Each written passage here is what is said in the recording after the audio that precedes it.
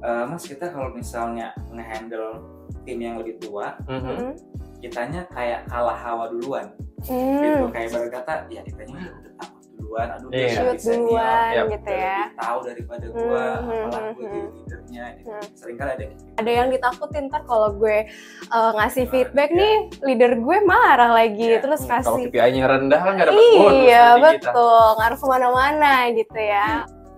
Itu juga yang jadi fenomena kenapa belakangan ini banyak leader-leader terutama middle manager yang merasa kesepian karena mereka udah nggak bisa lagi curhat ke rekan kerja dan ke atas juga masih jauh mungkin. Atas juga kalau curhat nanti mungkin dia apa-apain Iya, gitu kan. bener. Ada yang Bisa juga nggak dianggap kredibel gitu. Ya, Iya, gitu. betul. Halo sahabat Daily Meaning, welcome to the Daily Talks by Daily Meaning, sebuah podcast di mana kita bisa mendapatkan insight-insight tentang how to be a credible professional dan juga a happy human being. Kali ini kita akan sama-sama mengulik insight mengenai leadership untuk para new leaders, khususnya untuk sahabat Daily Meaning di sini yang merupakan millennials atau Gen Z yang baru saja menjadi leaders. Perkenalkan, aku Ari. Dan aku Kay, kami dari tim konsultan Daily Meaning yang hari ini akan memandu obrolan kita bersama mengenai leadership. Siapa sih narasumber kita hari ini, Ki? Oke, hari ini kita akan ngobrol dengan salah satu young leader dari Daily Meaning, yaitu Kak Rainer. Kak Rainer ini merupakan konsultan di Daily Meaning, dan Kak Rainer ini juga aktif membantu para leaders dari klien-klien Daily Meaning untuk mengoptimalkan leadership mereka. Hai Kak Rainer. Halo. Apa kabar Kak Rainer? Baik. Oke Kak, boleh diceritain nggak sih sebagai pertanyaan pertama nih, Kakak kan sekarang di Daily Meaning sebagai apa? Dan sebelum di Daily Meaning itu, apakah pernah berperan menjadi seorang leader? Oke, di Daily Meaning saat ini main role-nya sebagai konsultan, tapi juga lagi terlibat di dalam leadership-nya leadership timnya Daily Meaning. Di satu sisi ditugaskan juga diberikan tanggung jawab untuk jadi leader di Tribe Sustainable Business Daily Meaning. Itu yang ngurusin ngomongin soal digital marketing, business development, dan juga product development. Mainly itu role-nya di Daily Meaning. Kalau tadi ditanya pengalaman leadership sebelum di Daily Meaning, mungkin kalau secara posisi peran sebagai leader, kalau di perusahaan sebelumnya sih tidak berperan sebagai leader, tapi paling kayak misalnya ketika kuliah jadi Vice President of himpunan mahasiswa di Sastra Inggris UI. Semacam BEM lah ya? Semacam BEM ada lagi, itu yang himpunan mahasiswanya. Yang BEM-nya waktu itu jadi ketua departemen di BEM juga. Terus ya paling ketua panitia pertunjukan, event gitu-gitulah paling. Itu peran leadership sebelumnya. Nice. Berarti sejak kuliah pun sudah banyak menjalani peran sebagai leader ya Kak ya? Betul. Oke. Nah pertanyaannya nih Kak, apa perbedaannya menjalani peran sebagai leader ketika mungkin belum masuk dunia kerja dan juga sekarang nih sudah masuk ke dunia kerja?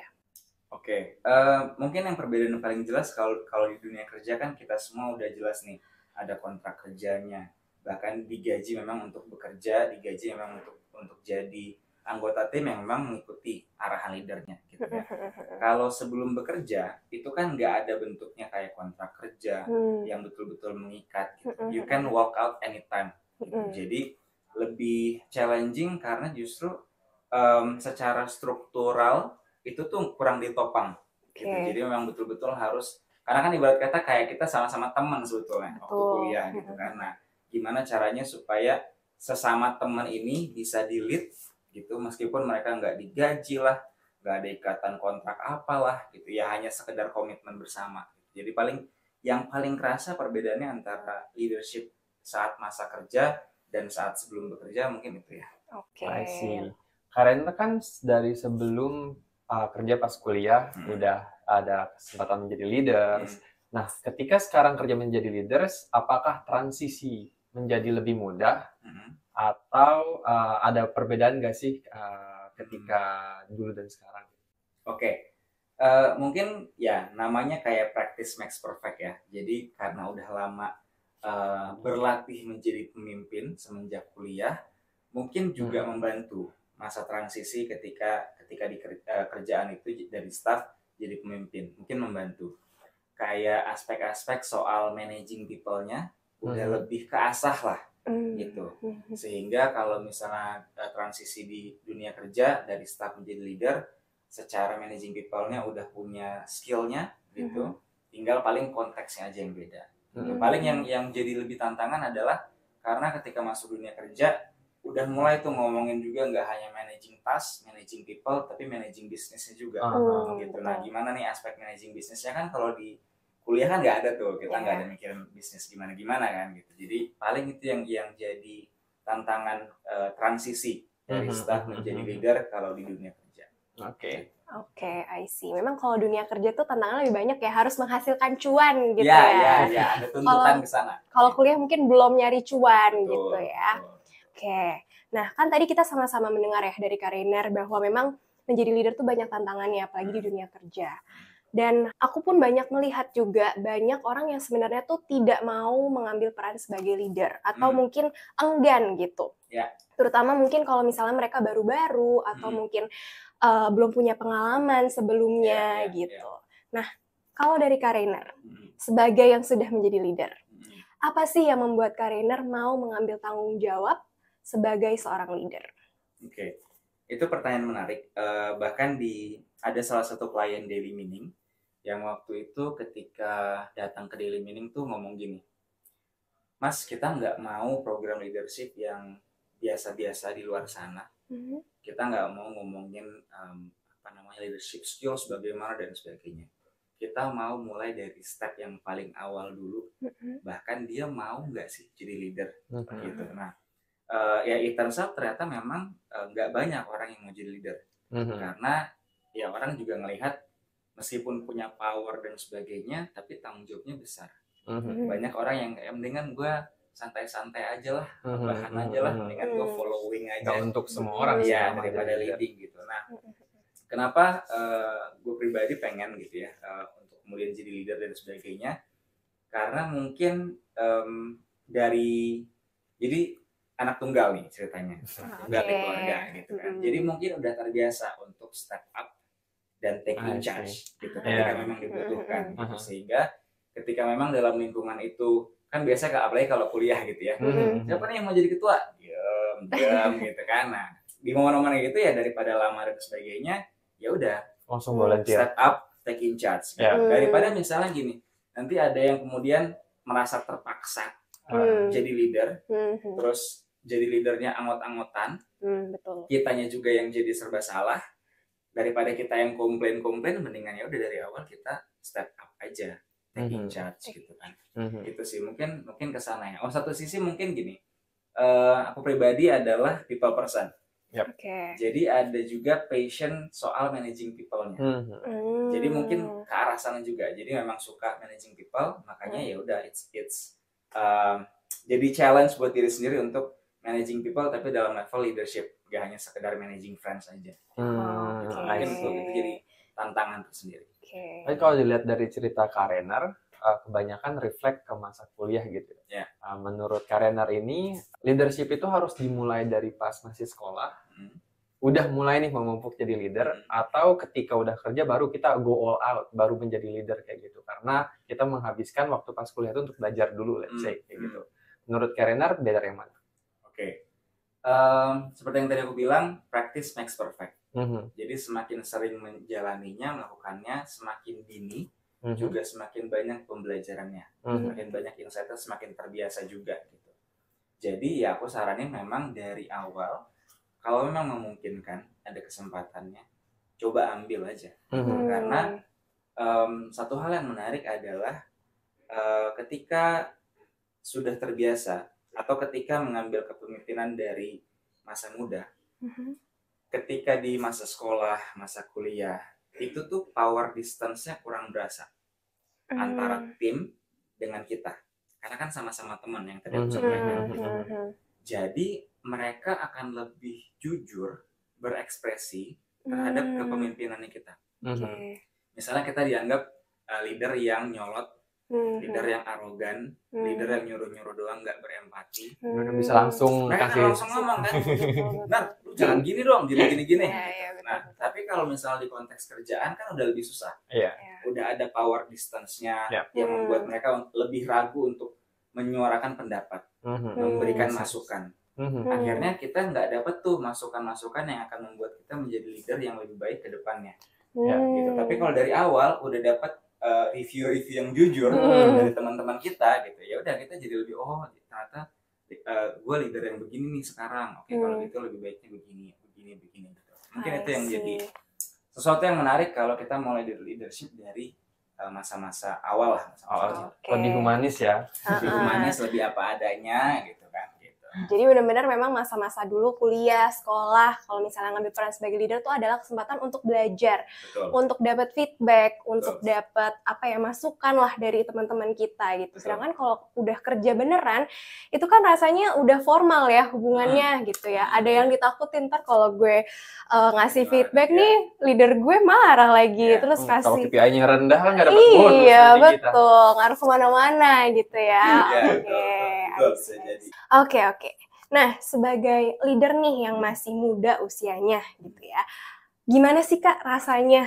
Apa perasaan Kakak menjadi seorang leader yang masih muda? Apakah mungkin ada challenge-challenge tertentu yang Kakak hadapi? Oke. Mungkin menariknya karena anggota tim di sini juga muda-muda ya. Jadi kurang lebih nggak terlalu challenging.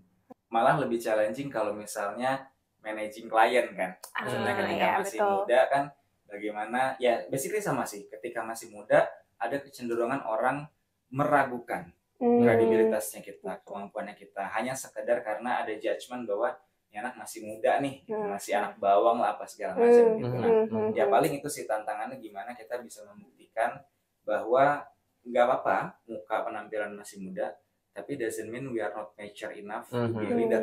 Doesn't mean we are not credible enough to be a leader gitu ya. Ya seperti itu sih gitu. Atau mungkin tantangan juga ketika misalnya ada managing tim yang memang dia usianya lebih tua. Itu kan bisa aja terjadi di sebuah perusahaan. Nah, ya aku juga harus bisa memposisikan diri dengan baik gitu supaya ya kita juga hargai bahwa dia punya experience yang lebih. Itu juga pasti itu nggak bisa bohong gitu. Nah, gimana caranya itu bisa dioptimalkan, dia juga tidak merasa direndahkan gitu. Itu memang harus harus hati-hati lah di situ. Harus bisa managing dengan baik. Harus dibalance dengan respect ya. Betul. Meskipun respect tetap ke semua orang ya. Iya, harus ke semua orang. Yang itu ditambahin lebih sedikit lah ya. Iya.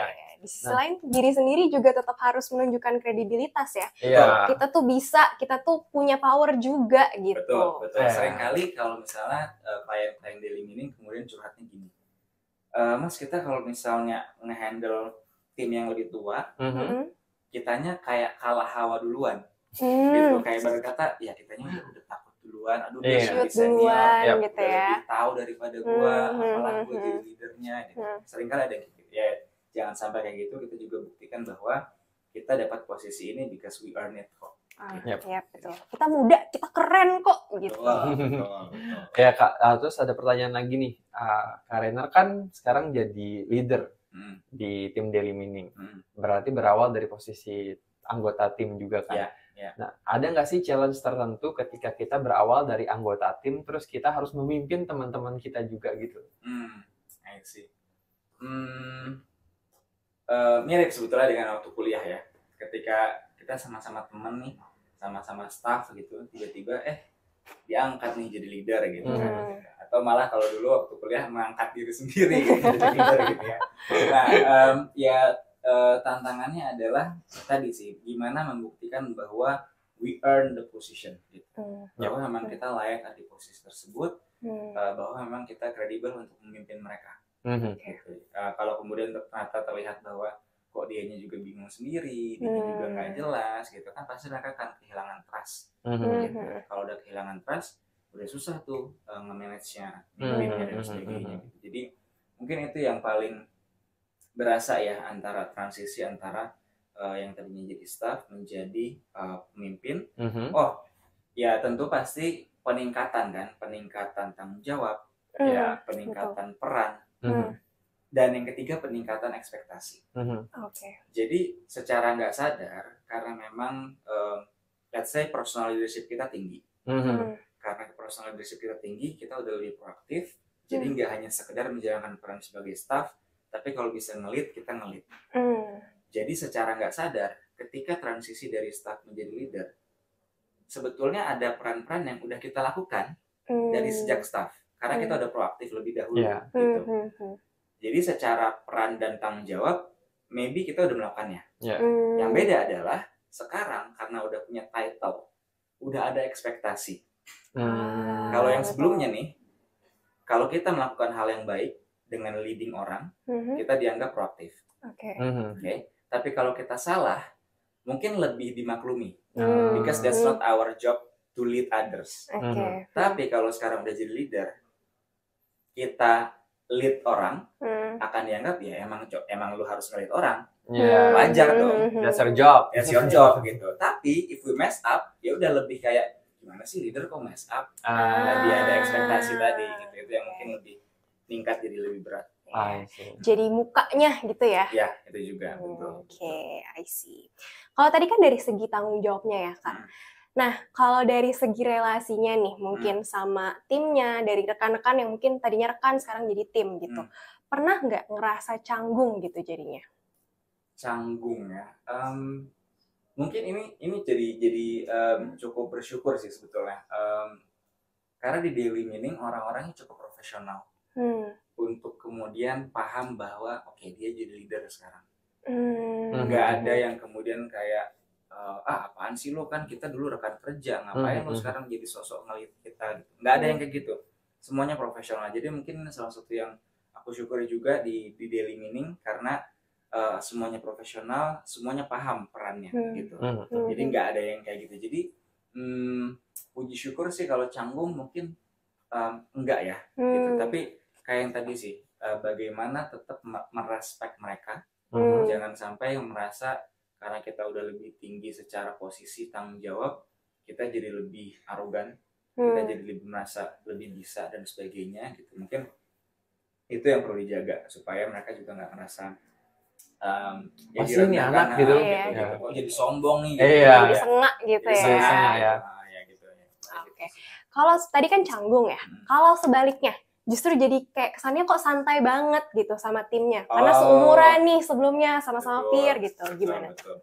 Ya, itu juga harus diwaspadai sih. Karena mau gimana pun, kita pasti ada momen-momen di mana kita harus meminta dia do something.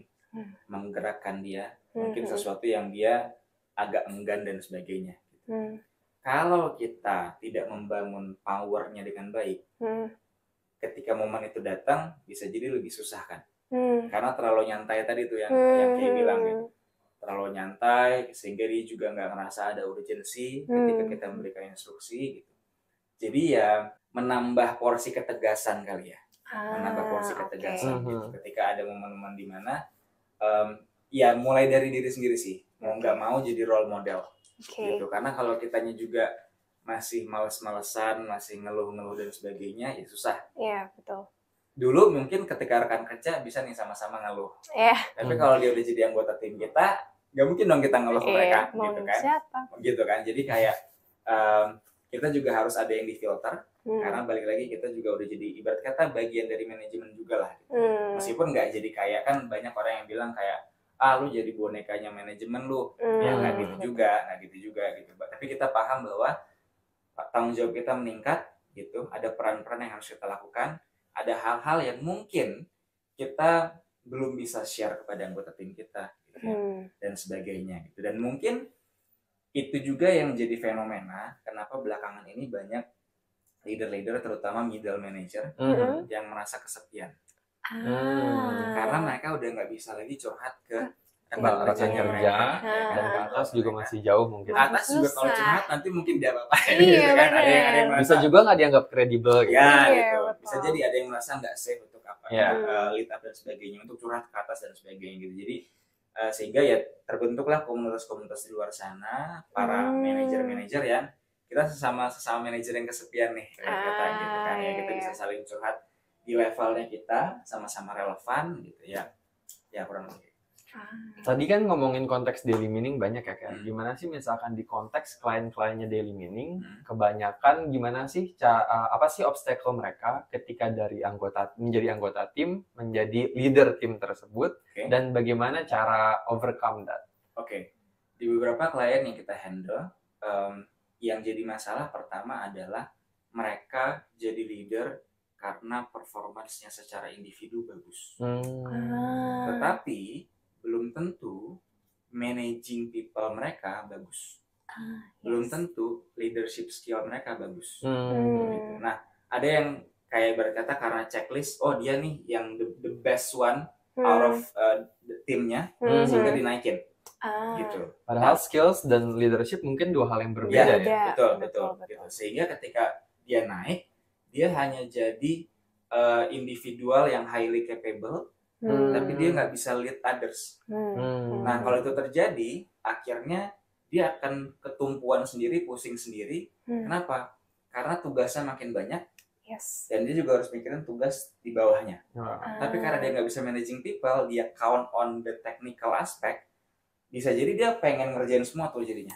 Micromanaging. Bisa jadi gitu. Atau ya akhirnya dia nggak hanya micromanaging, tapi betul-betul dia yang ngerjain. Jadi capek sendiri dia gitu take over ya. dan sebagainya, jadi capek sendiri gitu. Itu bisa terjadi. Nah, jadi gimana caranya supaya ketika naik memang sudah secara performa oke, tapi memang sudah disiapkan dengan leadership training lah. Atau misalnya memang ketika penilaian untuk promosi memang ada penilaian leadership skills juga lah gitu. Penting ya. Itu yang penting sehingga dia ketika jadi leader nggak bengong, nggak cangok gitu kan, siapa nih.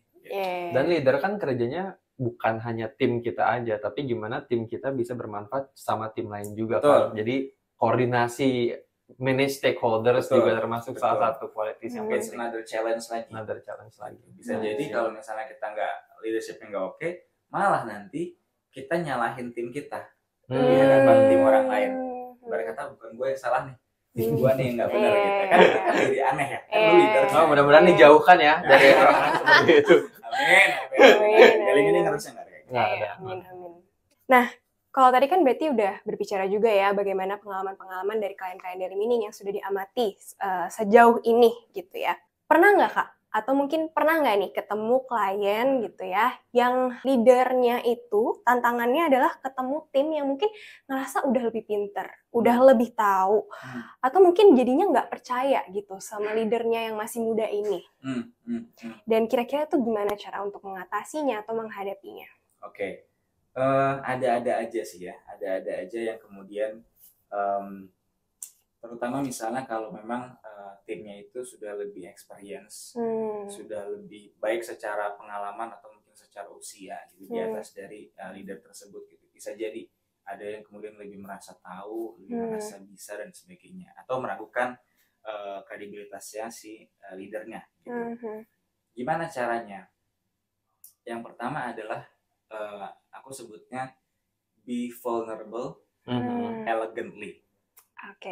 Jadi kenapa ada kata elegantly? Karena nggak apa-apa kita mengakui kalau memang ada hal-hal yang kita belum tahu, tetapi jangan secara polos. Gitu. Jadi memang kita harus tunjukkan dulu bahwa ada yang kita ketahui, ada yang kita kuasai, gitu ya. We know what we are doing, we know what we are talking about, gitu. Tapi kita tetap membuka ruang untuk, siapa tahu memang tim member ini punya input, siapa tahu memang tim member ini ada hal-hal yang dia lebih tahu di luar yang aku sudah tahu, gitu. Sehingga tetap dibuka untuk diskusi. Tapi jangan kemudian kayak kosong, nggak tahu arah gitu kan. Kayak misalnya datang ke meeting, udah kita mau gimana nih? Tapi dia belum punya rencana nih, belum punya standing point sendiri. Akhirnya nanti terlalu tergantung pada, yaudah deh gimana tim gitu. Akhirnya dia bisa jadi kebawa arus kan. Nah itu yang aku bilang be vulnerable. Dia bilang dia nggak tahu, tapi nggak elegan. Karena dia tidak ada preparation sebelumnya, dan dia tidak ada sesuatu yang dia bisa bawa juga bring on the table-nya apa. Dia hanya mengandalkan aja. Jadi makanya be vulnerable tapi elegantly gitu. Itu yang pertama. Yang kedua, ketika misalnya ada tim yang merasa lebih lebih tahu gitu ya, lebih bisa dan sebagainya. Ya memang harus bersabar, step by step gain trust mereka. Oke. Tunjukkan bahwa memang kita kredibel, kita siap sedia membantu ketika ada isu, dan ya nggak bisa bohong, harus build relationship. Build relationship sehingga terbangun trust-nya lama-lama gitu kan, bahwa oke, ternyata memang kita bisa diandalkan, kita kredibel, memang perlu waktu, memang perlu invest di situ. Gitu, makanya dibilang bahwa leader nggak bisa hanya sekedar managing task, tapi managing people juga, invest in the relationship. I see. Jadi memang being leader tuh kesannya tuh kayak naik satu level, tapi sebenarnya tuh naik berlevel-level. Bisa jadi. Karena nggak cuman masalah kerjaannya doang yang naik level, tapi juga managing relationship-nya, gaining trust-nya, terus juga memperkuat image atau kredibilitas dirinya juga ya. Tantangannya lebih menyeluruh. Dan juga dengan naik level itu berarti tantangannya makin susah juga, akan makin bercabang-cabang, levelnya juga difficulty-nya makin susah. Jadi semangat untuk para leaders di luar sana, semangat. Oke, gan baru. Oke, Kak Rainer, untuk pertanyaan penutup kita hari ini, Kak Rainer, ada nggak sih tips and tricks untuk teman-teman kita semua, sahabat Daily Meaning, yang akan menjadi leader atau mungkin baru udah menjadi leader tapi masih di tahap awal kayak gitu? Oke. Buat teman-teman yang mempersiapkan diri jadi leader atau yang sudah jadi leader tapi masih baru, atau mungkin yang bahkan masih jadi staff ya sekarang ya, mungkin masukannya adalah yang pertama, tingkatkan dan dimulai dulu dari self awareness. Jadi self awareness kita perlu tinggi dulu. Kita sadari dirinya kita. Kita itu strength-nya di mana, kita itu weakness-nya di mana. Setelah itu kita preferensinya itu seperti apa sih dalam bekerja, berkomunikasi gitu ya. Dengan begitu nanti kita tahu nih mana strength yang kita bisa unggulkan, mana weakness yang perlu kita improve ke depannya kalau memang mau jadi leader. Dan dengan kita tahu preferensi kerja dan komunikasinya kita juga bisa tahu nih ke depannya kalau misalnya kita ketemu rekan kerja atau anggota tim yang seperti A karakternya dan yang seperti B karakternya, kalau memang kita lebih sesuai dengan yang A, kita mungkin dari awal udah lebih sync dengan dia, lebih sinkron dengan dia. Tapi dengan yang B, mungkin karena kita tahu preferensinya berbeda, kita lebih nggak sync dengan dia, sehingga kita perlu invest waktu lebih lagi kepada si B ini untuk bisa nge-sync dari awal. Lebih dekat lagi gitu. Nah, sehingga kedepannya ketika jadi leader dengan anggota tim yang seperti karakter B tadi juga nggak ada masalah. Selain self awareness tadi, mulailah tingkatkan juga self leadership-nya kita. Kita jadi pemimpin bukan berarti hanya ketika ada orang yang kita pimpin, orang lain gitu. Kita juga memimpin diri kita sendiri melalui self leadership-nya kita gitu. Sesimpel gimana kita jadi disiplin, gimana kita manage waktu dan sebagainya, gimana kita menepati deadline dan sebagainya, itu sebetulnya self leadership lah. Gitu. Itu yang pertama.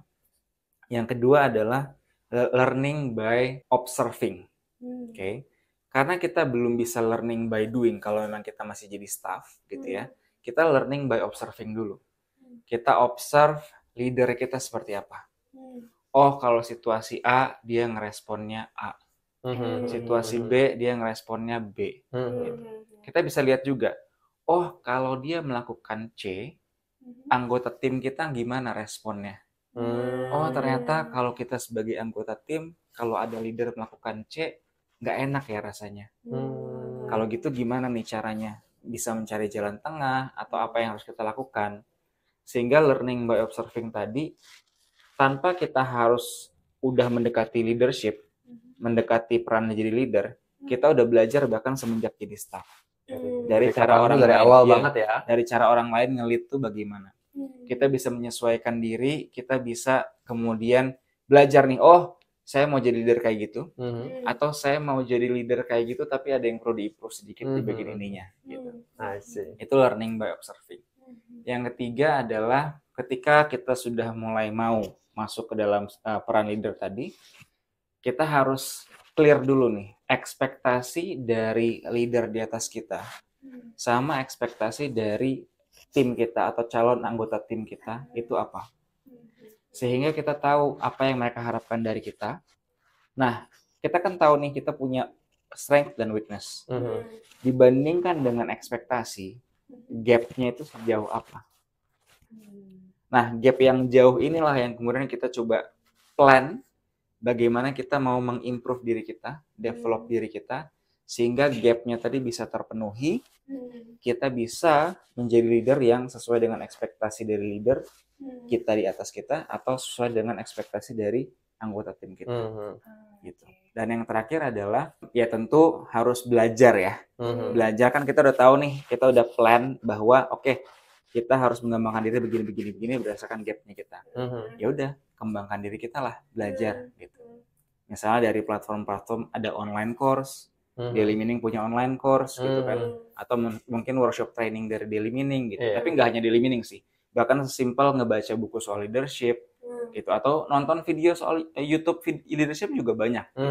Ya belajar dari segala sumber untuk bisa menutup gap-nya tadi gitu. Dan memang nggak bisa dipungkiri ya, kerja keras itu berpengaruh. Dalam artian gini, kalau sudah jadi leader, terutama memang masih baru-baru, we need to do more, we need to prepare more, terutama untuk catch up dulu nih gitu.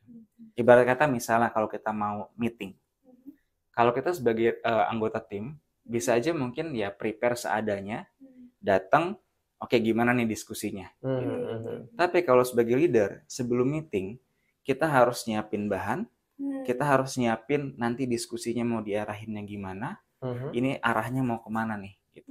Jadi sebelum meeting bahkan kita udah harus prepare more. Setelah meeting bahkan kita mungkin udah harus bantuin lagi, oke, arahan ke depannya gimana, action plan-nya gimana, monitoringnya plan-nya gimana gitu. Jadi do more bahkan setelah itu. Doing extra gitu. Jadi ibarat kata bangun dan datang lebih pagi gitu ya, dan juga pulang lebih akhir.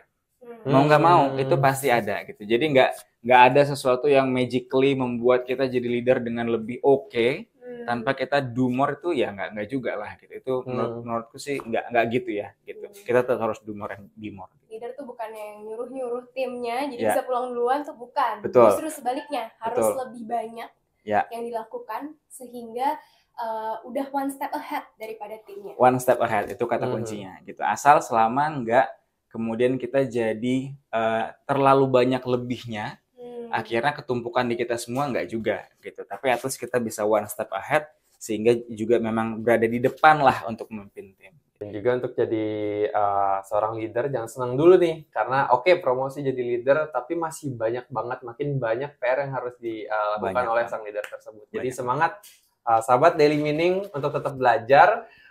Oke, mungkin untuk itu aja sesi kita kali ini. Terima kasih Kak Renar. Thank you. Wish you good luck dengan peran sebagai konsultan dan juga leader di Sustainable Business di Daily Meaning. Thank you. Dan hari ini kita belajar banyak banget ya dari Kak Renar. Mulai dari belajar gimana sebagai seorang leader tuh harus mulai dari punya self-awareness dulu. Harus punya kepekaan juga untuk mau belajar, mau going extra miles, mau selalu untuk one step ahead gitu ya, dan selalu mau belajar, itu kuncinya. Mau belajar, mau terus meningkatkan diri, mau juga untuk mendengarkan feedback dari orang, feedback dari atasan, dari sesama rekan-rekan kita juga gitu ya. Jadi leader tuh nggak stay di situ aja gitu, tapi akan terus naik terus kalau kita mau terus belajar dan mengembangkan diri. Ya, dan juga teman-teman untuk jangan lupa praktis, mulai tidak harus ketika kita menjadi leader di tempat kerja, tapi dari zaman sekolah pun, zaman kuliah pun udah bisa, karena practice makes perfect seperti Kak Renar sudah bilang, dan kita harus tetap berprogres, mau itu dari sekolah, kuliah, dan juga sampai kerjaan pun, karena it's a lifelong journey. Dan setiap leader punya resepnya masing-masing, jadi setiap proses akan memperkaya kita sebagai leader in the end. Oke, thank you so much Kak Renar untuk insight-insightnya hari ini. Semoga insightnya ini bermanfaat untuk sahabat Daily Meaning yang baru saja dipromosikan jadi leader atau mungkin lagi mempersiapkan diri untuk dipromosikan menjadi leader. Terima kasih juga untuk sahabat Daily Meaning yang sudah menonton dan mendengarkan di rumah melalui Spotify dan juga YouTube kita. Jangan lupa follow sosial media kita yang lainnya di TikTok dan juga Instagram di @dailymeaning untuk sesi-sesi insightful lainnya. Jangan lupa untuk selalu be credible as a professional and be happy as a human being. See you. See you.